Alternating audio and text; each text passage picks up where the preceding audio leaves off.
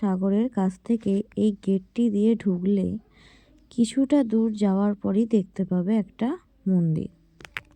এরকম গঙ্গাসাগরে আরও অনেক ছোটোখাটো মন্দির আছে, যেগুলি দেখার জন্য তোমরা টোটো ভাড়া করতে পারো।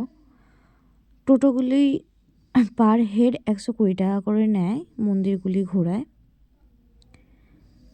আমাদের সময় না থাকার জন্য আমরা সেইগুলো ঘুরতে যেতে পারিনি।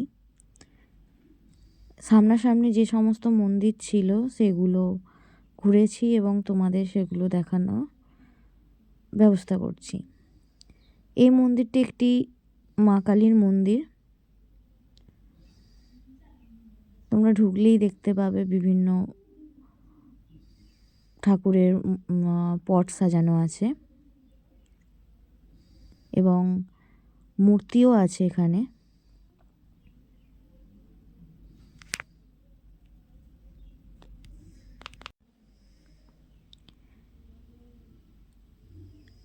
এখানে মা কালীর যজ্ঞ করা হয়। এটা সাধারণত একটা শ্মশানকালী মন্দির।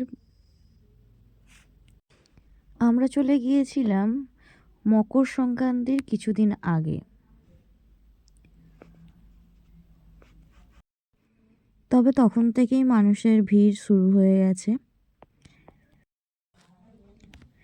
আমার এই চ্যানেলের অন্য ভিডিওতে সেগুলি দেখতে পাবে কিভাবে গঙ্গাসাগরের চারিদিক সাজিয়ে তোলা হয়েছে।